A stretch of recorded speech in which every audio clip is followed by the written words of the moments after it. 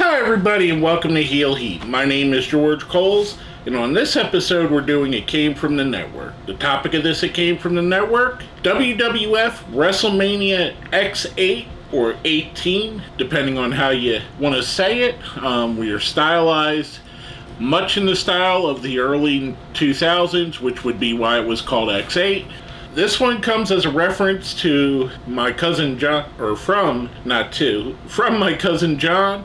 John, thank you for the recommendation, my friend. We're going to jump right into this. If you've not seen any of my shows before, I rate everything on a 1 to 5 scale. 1 is the worst, 5 is the best. We start the show off with Saliva playing a song, which, again, we're back in 2002, so they did good. I like Saliva. I liked Saliva then. I like them now. They're kind of, how can I put this, kind of a one-trick pony type band where they have one sound and they're always going to sound that way. But that's not a bad thing. A lot of the most successful bands in history are that way. AC/DC is that way. But that was a good opener for the show. Again, definitely era appropriate. We roll right into Rob Van Dam versus William Regal as the first match for the Intercontinental Championship. This was a good match, a really good way to start off the actual matches of the show. Obviously, you have two of the better workers in WWE at the time with Regal and Van Dam. I thought this was a really good match. Regal picked up the win here. I'm giving this one a 4. Coming from that, we go right into the European Championship match with Diamond Dallas Page defending against Christian. It's always weird seeing short hair DDP because you're so used to seeing him with the long hair and it's his iconic look, and I don't know what it was, but him cutting his hair really made him look old. And I know at the point he was probably 40 by the time this had came on, and I know he was older when he got into wrestling, but he never quite looked as old when he had the longer hair, if that makes any sense at all. Also, Christian with the long hair is kind of weird seeing now because, and I'm going to say this a lot, there's a lot of things just like this. Weird seeing now because I'm so used to Christian with short hair. This was a pretty good match as well. Not quite as good as the opener. DDP does pick up the win. I'm going to give this one a 3. From that, we go into one of probably the best backstage segments at a WrestleMania of all time, and that's The Rock and Jonathan Coachman. This is the one where, I know you've had to have seen it at some point if you're watching this video, where The Rock asks the coach to say his prayers, because he's going to wrestle Hogan, and Coachman says, "What up, G?" and The Rock just goes off with him, kicks him off screen. This is The Rock at his absolute best. The Rock is fantastic here. This is the reason why the guy makes $20+ million a movie now, and he's if not the biggest star in movies, one of the biggest stars in movies. Absolute fantastic segment. From that, we go into our third match of the night, which is scheduled to be a hardcore championship match with Maven defending against Goldust. Pretty sloppy match. And as with the hardcore of the time, Spike Dudley comes out and gets involved. Spike actually picks up the win for a match that he wasn't involved in, which with the 24/7 rule, it makes a little bit of sense. But overall, this felt more like something you should have seen on Raw than seen on a WrestleMania. I'm giving this one a 2. From that, we go into Drowning Pool. Again, we're in 2002. You don't get much more 2002 than Saliva and Drowning Pool. And they're all there promoting the Forcible Entry WWE CD, which was a really good CD that they put out. I liked it a lot. Drowning Pool, another really good band, mostly known for their song Bodies. They have some other really fantastic songs, especially on that first album, but we'll go off on that. They did a really good job here. That brings up, we go back to a backstage segment where we have basically Spike is in the back. He's being chased down by Crash Holly. Al Snow tries to run him over. Hurricane swings in. Hurricane Helms kicks him and picks up a win to win the Hardcore Championship. I'm giving that match a 2. And yes, I'm gonna mark all these hardcore segments as their individual matches because they are split up that way. So just be fair warned. From that, we go into a match with Kurt Angle versus Kane. Another time the hair threw me off. Kurt Angle with hair always throws me off. I'm so used to seeing shaved bald. Kurt Angle, or at least at the very least the stubbly Kurt Angle where he has the stubbly hair. I've seen it. I think he was in a movie with that. I forget what the name of the movie was. Warrior, I think. I don't know. I could be wrong. But anyway, I'm going off on a tangent here. I actually expected this match to be better, and I thought I remembered it being better than it was. This wasn't a great match from two great competitors. I was a little bit surprised. Angle does pick up the win here. I'm going to give this one a 3. I thought it was an okay match. Nothing great about it. Back again, making sure we know that Time Machine is firmly in 2002. We have a segment where the Hurricane's running away and runs into a locker room for the Godfather's hose. It doesn't even feel right saying that. But yeah, they were the Godfather and the hose was a fun thing at the time. If looking back at it, it's kind of misogynistic. It's kind of weird seeing a pimp in wrestling, but he pulled it off. I love the Godfather. I'm not dissing him in any way now, but it would be so crazy to see this gimmick now. This gimmick would never get off. So we see, and this is played up for comedy, Hurricane gets behind what looks to be one of those changing partitions that you see in a lot of movies where people go behind them and change and you can see their silhouette, and he has a broom with him. So the hoes come into the locker room, they start taking off their shirts, comparing their boob size. Again, I didn't make it up, I'm just reporting on it. They start comparing their boob size, which you see Hurricane is holding up the broom in a way that makes you think that he's getting excited. I'm trying as hard as I can not to get this flagged and get this demonetized if it ever is monetized. But they're just for comedy. Then the Godfather comes in, basically chases him off. Nice little segment there. I like this out of the hardcore stuff they were doing. This is probably my favorite of the segments. There was no match, so I'm not going to give it a rating, but I thought it was a good little segment. Next up, we go into what is my favorite match of the card. The Undertaker in full American Badass gimmick against the Nature Boy Ric Flair in a no disqualification match. This match has been covered and has famously been talked about that Undertaker specifically asked to work with Ric Flair, that Ric Flair's confidence was low at this time, that Undertaker was trying to prove to him, look, you're still Ric Flair, you're still the greatest of all time, which is crazy to think now that 20 years ago he had a question of it when we're only about a month after his retirement at the time of this recording, where everybody celebrates him as one of the greats of all time. This was a really solid match. There was a little bit of the error booking. Arn Anderson gets involved. Undertaker attacks Charles Robinson, who's Little Nate, the referee. So there's a little of the error type booking, but the match itself is fantastic. You got two of the great workers in the history of wrestling. Of course, if you don't know, this is before Undertaker lost his streak, so this is probably the most anticlimactic if you didn't watch this before. Taker does pick up the win here. I'm giving this a 5. Like I said, it was my favorite match on the card. Coming from that, we go into a match with Edge versus Booker T. And I'm a little bit surprised because I forgot about this match altogether, and watching it back, I know why. I was kind of excited. I said, oh my, here's Edge, here's Booker T, two guys I really like, really enjoy. The match itself, kind of like Angle and Kane, fell a little bit short in expectations. I expected this to be one of the better matches on the card. And watching it now, watching it for this video, reminded me why I forgot about that, if it makes sense. There's a lot of matches with really good wrestlers that just don't end up being good. I don't know if it was a timing issue. I don't know what the deal was. Maybe they just didn't work well together this night. Edge does pick up the win here. I'm giving this a 3. I thought it was good, but I expected greatness out of it. Going from that, we go to another hardcore championship segment. We have the Coach and Hurricane in there, which Coach is trying to get the championship from Hurricane. Then Mighty Molly Holly comes into the picture. She swoops in, gets a pin on the Hurricane. So Molly Holly is now the hardcore champion, and at this point I'm losing track by how many times it changed during the show.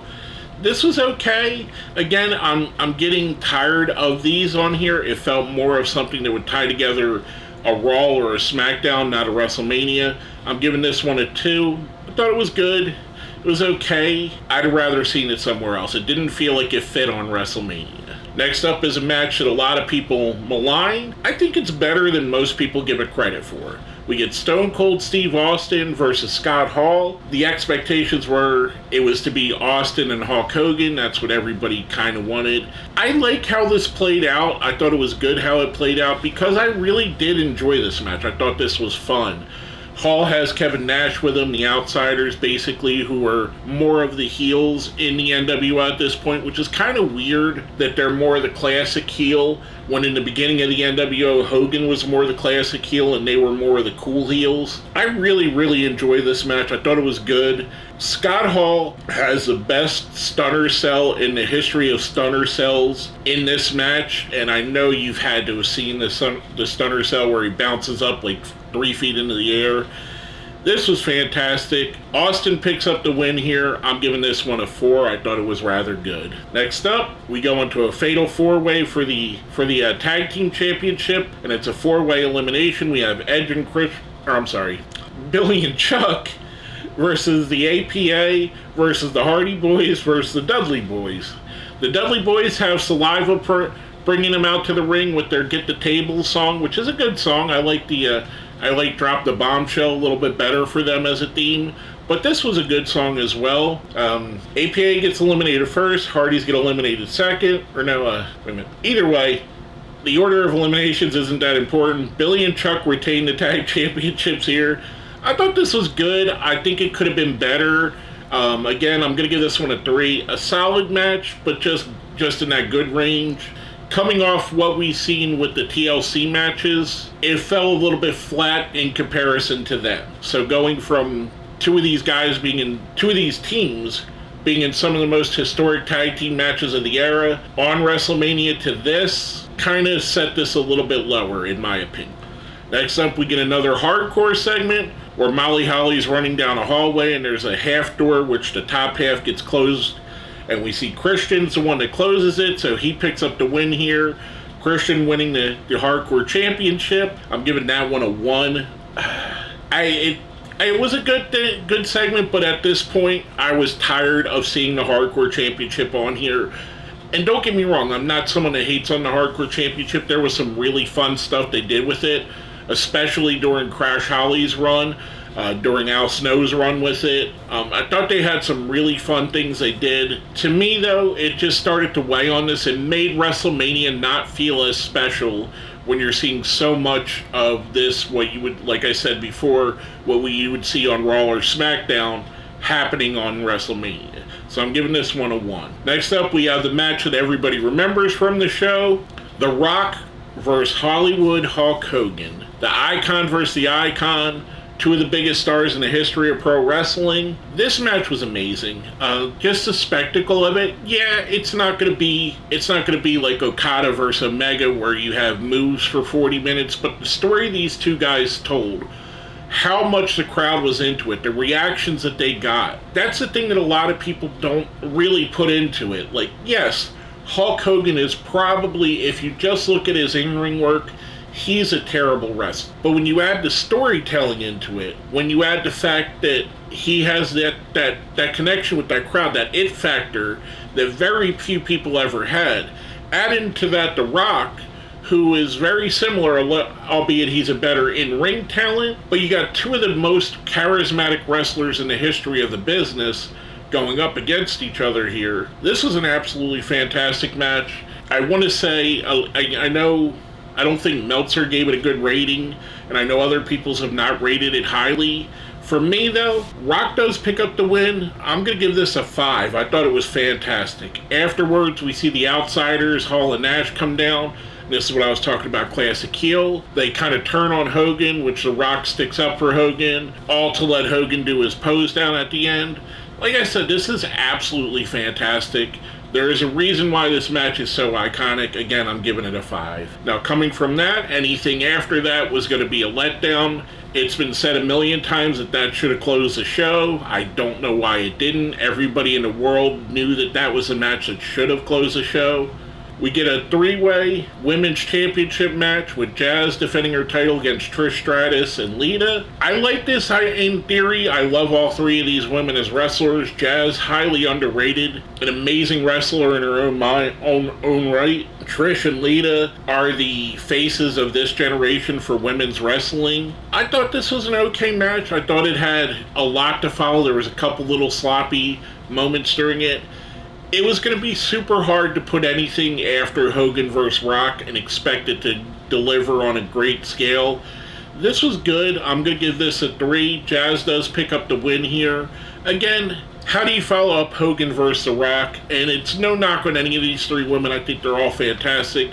They were just put in an impossible spot. From that, we get our final Hardcore Championship segment. We get Christian, who looks to be leaving in a cab, but Maven comes out. Maven basically gets a win over him here to leave the night as the Hardcore Champion as he came into the night as it. I'm giving this a 2. Again, I had grown tired of it. I got grown stale. It didn't feel like these were some of the better Hardcore Championship matches they did. It felt like these were just bleh.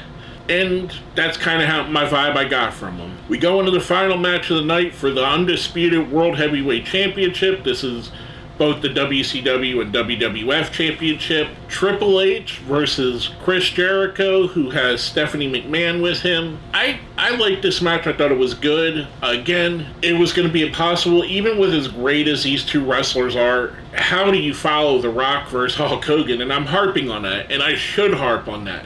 And everybody that does a video that reviews this or talks about these matches is going to harp on that because it's such a mistake. I forgot to mention Drowning Pool played Triple H out to the ring. I believe they did a cover of All About the Game on the Forcible Entry soundtrack. I might be wrong, or CD, whatever you want to call it. This was a fantastic match. It was really good. Two absolutely great wrestlers at probably as close to their prime as you're going to see. I thought this was a great match. Again, I'm harping on it. Hogan Rock should have closed the show. Triple H does pick up the win here. I'm giving this one a 4. I thought it was really good.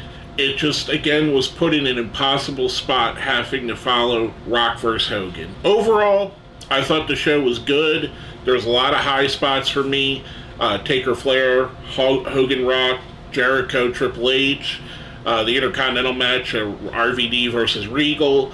They're all high spots. The low spots for me would be all of the hardcore stuff, even though I like hardcore I like the hardcore division. I didn't like it here. The underwhelming to me, even though they were good matches, DDP and Christian, Angle, Kane, Edge and Booker, the Women's Championship, underwhelmed for me. They weren't bad, they just weren't as good as I expected it to be. The one thing that I will say about this show is that it is littered with top tier Hall of Fame talent. I mean, you got Steve Austin, The Rock, Hulk Hogan, Triple H, Chris Jericho, Ric Flair, The Undertaker, and then even going down a notch, you got DDP, RVD, Booker T, Edge, Christian. You got that. So many Hall of Famers are on the show that it makes it interesting to step into that. Kane and Kurt Angle, I forgot to even bring them up. It's just littered with Hall of Famers. The Hardys, the Dudleys, the APA. I mean, there is legends all over the show, so it made it a great time capsule. I don't think you'd be hard-pressed to find a WrestleMania other than the one with the gimmick battle royal, which obviously they have a bunch of legends in that. You'd be hard-pressed to find a WrestleMania that has so much legendary Hall of Fame talent in one place at one time, as close to their prime as they could be. It could be argued that Hogan and Flair are beyond their prime, but for the most part, all of the other legends on the show are right there in the middle of their prime. With all that being said, overall, I'm going to give the show a 4, mostly off of the strength of the Taker and Flair and Hogan and Rock matches. There's a lot of stuff on here. If I watched it back, I would skip all of the hardcore stuff if I was just watching it for enjoyment instead of reviewing.